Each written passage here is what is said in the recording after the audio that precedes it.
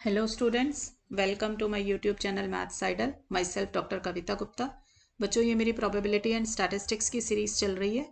इसके अंदर मैं आपको नॉर्मल डिस्ट्रीब्यूशन पढ़ा रही हूँ। इससे पहले वाले लेक्चर्स में मैंने आपको mean, median, mode, mean deviation about mean, moment generating function, ये सब बता दिया नॉर्मल डिस्ट्रीब्यूशन का। आज एक बहुत इंपॉर्टेंट कॉन्सेप्ट करेंगे बेटा, मोमेंट्स ऑफ नॉर्मल डिस्ट्रीब्यूशन।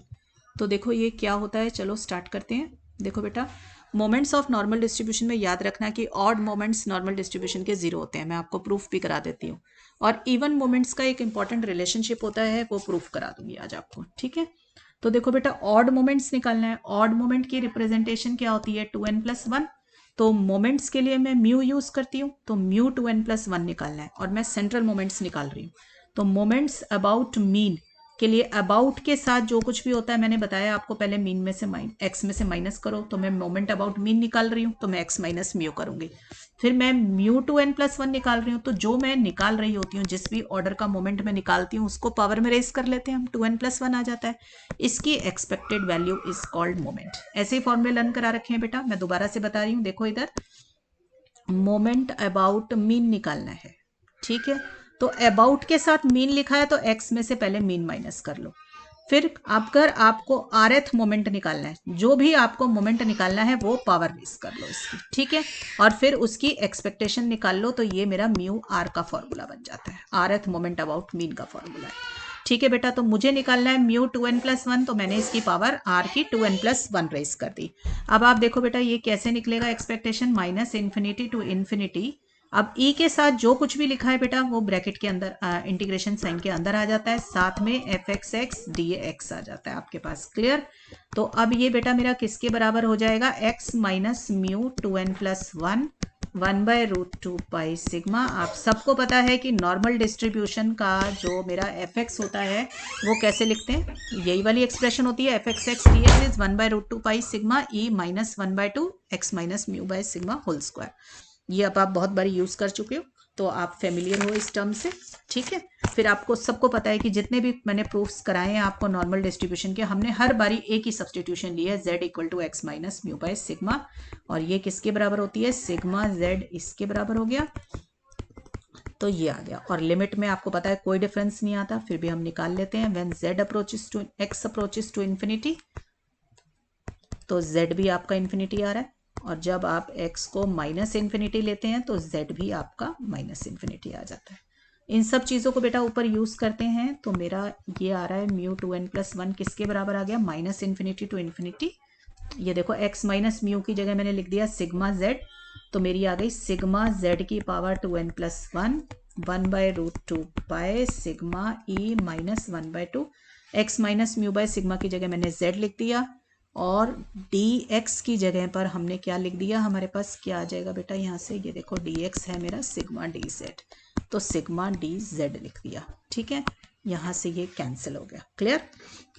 तो अब ये बेटा मेरा किसके बराबर आ गया? देखो, सिग्मा की पावर 2n+1 अपॉन √2 पाई मैंने कॉमन निकाल लिया।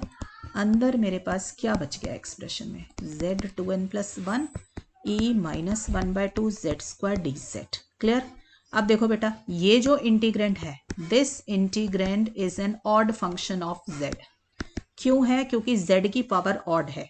तो z की पावर ऑड है, तो z को -z डालोगे तो एक माइनस साइन बाहर आ जाएगा। तो integrand is an odd function of z। अगर ये ऑड फंक्शन है, तो पूरा इंटीग्रल किसके बराबर हो जाएगा? 0। तो मेरे पास आ गया sigma 2n+1 √2 pi into 0 which is equal to 0। तो मुझे पता चला कि ऑड मोमेंट्स, याद रखनी है बच्चों बात, odd moments of a normal distribution are always 0।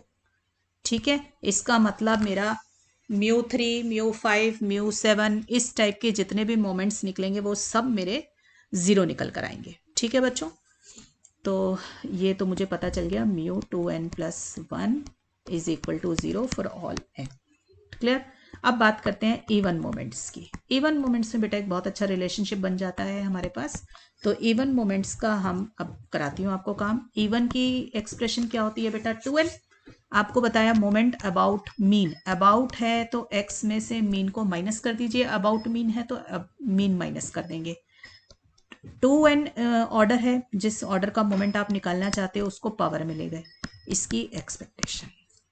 This is my formula for even moments. फिर आपको एक्सपेक्टेशन का फॉर्मूला लगाना है। एक्सपेक्टेशन का फॉर्मूला कहता है ई के साथ जो कुछ भी लिखा है उसको अंदर ले आओ। ठीक है, ई के साथ जो कुछ भी लिखा है उसको इंटीग्रेशन साइन के अंदर ले आओ और पीडीएफ से मल्टीप्लाई कर दो। ठीक है, मेरा क्योंकि नॉर्मल की रेंज -इन्फिनिटी से इन्फिनिटी है नॉर्मल डिस्ट्रीब्यूशन, तो मैंने -इन्फिनिटी टू इन्फिनिटी लिख दिया। क्लियर है बच्चों? तो अब मैं इसके अंदर एक्सप्रेशन डाल देती हूँ एफ एक्स की। तो 1/√2 pi sigma e -1/2 x minus mu by sigma whole square dx। Again बेटा पहले की तरह सब्सटीट्यूशन करेंगे। Put z equal to x minus mu by sigma. तो सिग्मा z प्लस म्यू आ गया x, तो dx आ जाएगा सिग्मा dz। अब बेटा लिमिट फिर से पहले की तरह -इन्फिनिटी से इन्फिनिटी रह जाएंगी जैसे मैंने ऊपर कराई थी आपको। ठीक है, तो z आ गया -इन्फिनिटी से इन्फिनिटी, x माइनस म्यू क्या है sigma z to the power 2n 1/√2 pi e -1/2 z square dx है सिग्मा dz। क्लियर? अब सिग्मा से सिग्मा कैंसिल हो गया, 1/√2 पाई यहाँ पे आ गया, -इन्फिनिटी से इन्फिनिटी। देखो सिग्मा की पावर 2n है, उसका इंटीग्रेशन पे कोई फर्क नहीं पड़ना क्योंकि इंटीग्रेंट z के अंदर है, तो मैंने सिग्मा 2n बाहर निकाल लिया, अंदर छोड़ दिया z की पावर 2n। और क्या रह गया मेरा? सिर्फ z की टर्म्स को अंदर छोड़ो क्योंकि इंटीग्रेशन में तो वही मैटर करती है। ठीक है, अब आप देख सकते हैं बेटा यहाँ पे z की इवन पावर है, तो integrant is an even function of z। ठीक है, integrant is an even function of z।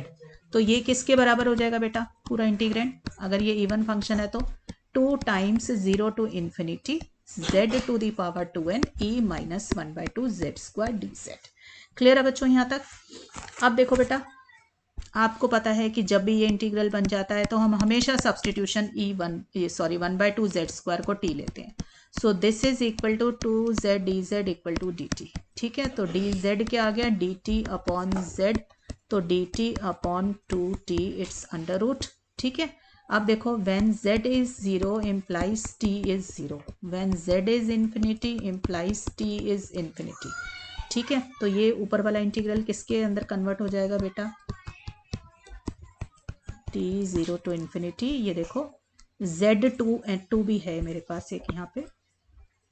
ठीक, लेट मी सी क्या है इंटीग्रेंट, z की पावर 2n, तो z की जगह पर आ जाएगा मेरे पास 2t अंडर रूट। ठीक है,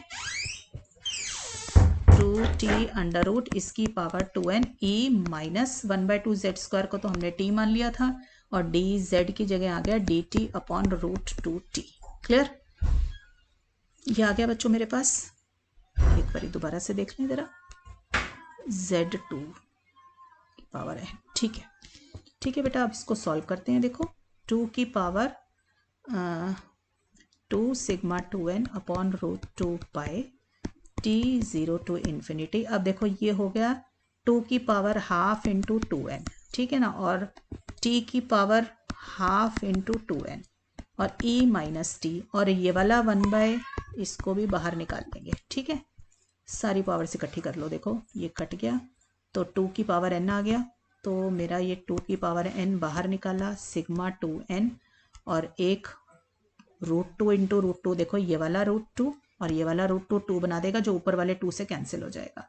ठीक है, तो नीचे सिर्फ √π बच जाएगा, तो t 0 टू इन्फिनिटी हो गया, 2 की पावर n कॉमन निकल चुका है, t की power n e minus T dt इसमें कन्वर्ट हो गया, है ना। एक बार ये दोबारा, अच्छा एक नीचे भी है t की पावर, तो ये n माइनस हाफ हो गया। ठीक है ना, n की पावर हाफ था तो ये n की बिल्कुल ठीक आ गया। अब फिर से बेटा ये किसके अंदर कन्वर्ट हो गया? देखो this whole is my gamma function, और मैंने क्या बताया हुआ है गामा फंक्शन है अगर ये, तो ये किसके बराबर होता है? देखो जो भी कुछ अंदर t की पावर होती है उसके अंदर +1 कर दो, तो n -1/2 +1 इसके बराबर हो गया। मैं रिकॉल करा देती हूँ बेटा, मैंने बहुत बारी बता दिया है। गामा m होता है 0 to infinity xm-1 e -x dx। ठीक है, तो यहाँ पर x की जगह पे मेरे पास t है और m-1 की जगह n -1/2 है। तो मैंने बताया हुआ है कि जो भी पावर होती है उसके अंदर +1 कर दो तो वो उसका गामा बन जाता है। ठीक, तो ये मेरा बच्चों कन्वर्ट हो गया ये n प्लस हाफ गामा। ठीक, अब इसके अंदर गामा की प्रॉपर्टी लगाते हैं बेटा। देखो आपको ये वाली प्रॉपर्टी मैंने बता रखी है। देखो इधर गामा m किसके बराबर होता है, m-1 गामा m-1, मतलब एक नंबर कम करके आप उसको बाहर निकाल सकते हैं। तो इस प्रॉपर्टी को इसमें इस्तेमाल करें अगर हम रिपीटेडली, तो मेरे पास क्या आएगा। देखो पहले मैं n+1/2-1 गामा n+1/2-1 करती हूँ, तो ये किसके बराबर बना मेरा, 2n sigma 2n upon root पाई। ये मेरा बना n-1/2 गामा n-1/2 बन गया ये इसके बराबर। फिर दोबारा से ये प्रॉपर्टी लगा दो बेटा इसके अंदर, 2n sigma 2n upon root पाई। देखो n-1/2 तो मेरा ऑलरेडी था ही, अब गामा से बाहर निकलने के लिए एक और माइनस किया, तो ये बन जाएगा बेटा। ठीक है, मैंने रिपीटेडली इस्तेमाल करूंगी, तो ये किसके बराबर हो गया बेटा मेरा, देखो n-12 n-3/2 और अंदर आ गया गामा n-3/2। अब इस तरीके से बेटा इसको कंटिन्यू करते जाओ। तो देखो मैं इसको रिपीटेडली ऐसे ही कंटिन्यू करूंगी, तो मेरे पास एक एक बारी -1 और एक्स्ट्रा आता जाएगा, है ना। तो n-3/2 -1 किया तो n-5/2 आ गया, फिर n-7/2 आ जाएगा। ऐसे करते करते मैं कहाँ तक पहुँच जाऊँगी, 3/2, फिर 1/2, इस टाइप की एक्सप्रेशंस आएंगी, और लास्ट वाली क्या बचेगी, 1/2। ठीक है, तो अब इसको बेटा और मैं थोड़ा सा खोल के लिख लेती हूँ। देखो तो ये मेरा बन गया 2n-1/2 2n-3/2, एलसीएम लिया है बेटा मैंने और कुछ नहीं किया।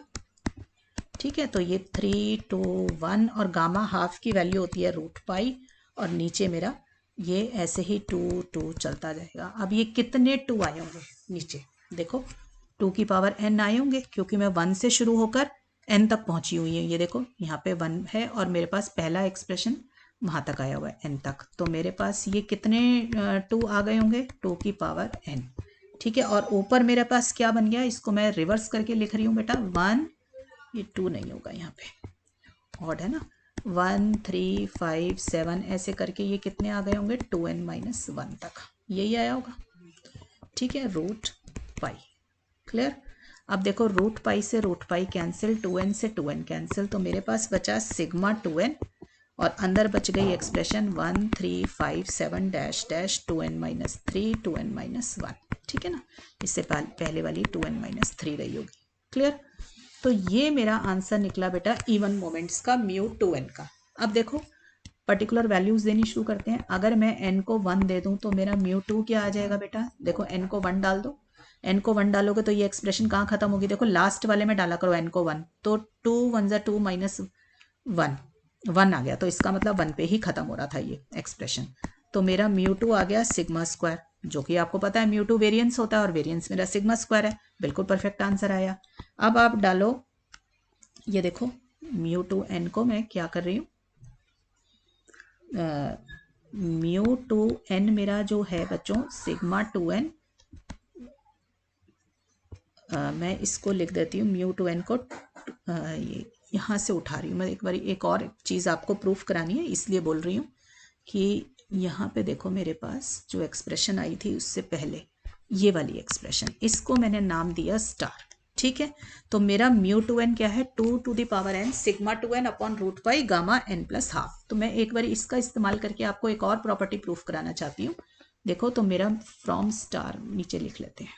ठीक है, फ्रॉम स्टार μ2n जो है मेरा 2 की power n root pi sigma 2n gamma n+1/2 है।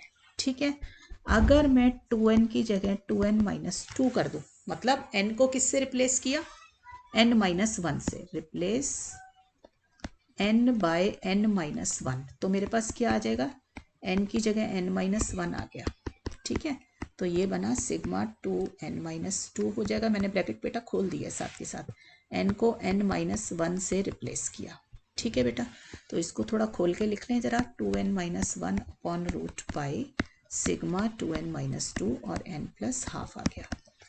ठीक है बेटा, इससे मुझे क्या हुआ, क्या मिल गया, ये मेरा आया है μ2n-2। अब इन दोनों का ना रेशो निकालो जरा, μ2n अपॉन μ2n-2 निकालो। देखो बेटा μ2n मेरे पास था, ये ऊपर निकला हुआ था मेरा 2n अपॉन रूट पाई, एक minute, 2 to the power n upon मैं लिख देती हूँ पीछे से ज़रा जो मेरी एक्सप्रेशन थी स्टार के अंदर, 2 की power n root pi sigma 2n gamma n plus half. ठीक है, ये तो मेरा म्यू 2n था, divided by mu to the power 2n minus 2, तो ये आ जाएगा। ठीक, तो इस पूरे से ये पूरा कट गया, रूट पाई से रूट पाई कट गया, और देखो कितनी पावर्स बच गई, 2 की पावर n माइनस 1 है। ठीक है, तो ये मेरी कितनी पावर्स बच गई हैं यहाँ पे देखो बेटा, 2 की पावर n अपॉन 2 की पावर n माइनस 1 बचा, सिग्मा 2n, और ये सिग्मा 2n माइनस 2 बच गया। तो मेरे पास यहाँ से एक 2 तो ऊपर बच गया, ठीक है ना, और ये बन गया माइनस 2n कर देंगे, सिग्मा स्क्वायर बच गया। ठीक, यही बचेगा। थोड़ी सी गड़बड़ लग रही है, ये दोनों सेम नहीं हो सकते हैं, म्यू 2n माइनस 1 वाला माइनस ये n माइनस हाफ है, n माइनस हाफ है, तो ये कट नहीं सकता था, है ना। एक सेकेंड, तो ये म्यू 2n में तो n प्लस हाफ था और इसमें n माइनस हाफ था। ठीक है, तो मैं इसको ये ज़रूर कर सकती हूँ n प्लस 1/2 माइनस 1 और gamma n plus 1/2 minus 1 n minus half. तो ये मेरा बन जाएगा बेटा n माइनस हाफ, और ये gamma n minus half upon, देख लेना बेटा थोड़ी कैलकुलेशन मिस्टेक हो गई थी, ये अब कट जाएंगे। तो मेरा रिलेशनशिप निकल कर आया 2 sigma square n minus 1/2। I can write it as 2 sigma square 2n minus 1 upon 2। इससे ये कट गया, तो मेरा रिलेशनशिप निकल आया सिग्मा स्क्वायर 2n माइनस 1। ये राइट साइड पे मेरे पास क्या था, लेफ्ट साइड पे sorry, mu 2n upon mu 2n minus 2। तो मेरा रिलेशनशिप जो बेटा बन गया वो ये बन गया, 2n minus 1 sigma square mu 2n minus 2। So this relationship is very important बेटा, ये एग्जाम में एज इट इज़ प्रूफ करनी आ जाती है। This is also called, this is called recurrence relation. Recurrence का मतलब होता है पहले वाली वैल्यू का इस्तेमाल करके आप सक्सेसिव वैल्यूज़ निकाल सकते हैं। ठीक है, तो हमारे को देखो म्यू 2n इधर है, 2n माइनस 2 इधर है, अगर मुझे मान लो म्यू 2 मिला हुआ तो मैं म्यू 4 निकाल सकती हूँ। ठीक है ना, म्यू 4 मिल गया तो म्यू 6 निकाल सकती हूँ, ये मीनिंग है। तो इसलिए इसको recurrence relation between the moments of normal distribution भी बोलते हैं, between the moments of normal distribution. So ये एक इंपॉर्टेंट प्रॉपर्टी थी जो मैं आपको इसमें प्रूफ कराना चाहती थी, between the moments of normal distribution. ठीक है बेटा, तो हमने क्या सीखा आज के लेक्चर में कि ऑड मोमेंट्स नॉर्मल डिस्ट्रीब्यूशन के अंदर 0 होते हैं, और इवन मोमेंट्स जो होते हैं वो रेकरेंस रिलेशन फॉलो करते हैं, which is this, which is mu 2n is 2n minus 1 sigma square mu 2n minus 2। So this is all about today's lecture बच्चों। ये मैंने नॉर्मल डिस्ट्रीब्यूशन की ऑलमोस्ट सारी प्रॉपर्टीज आपको करा दी हैं। अब नेक्स्ट लेक्चर के अंदर आप थोड़ा सा स्टैंडर्ड नॉर्मल डिस्ट्रीब्यूशन के बारे में देखेंगे, और कैसे हम नॉर्मल डिस्ट्रीब्यूशन की टेबल्स देखते हैं वो सब देखेंगे। ऑल राइट बच्चों, तो मिलते हैं नेक्स्ट लेक्चर में। All the best.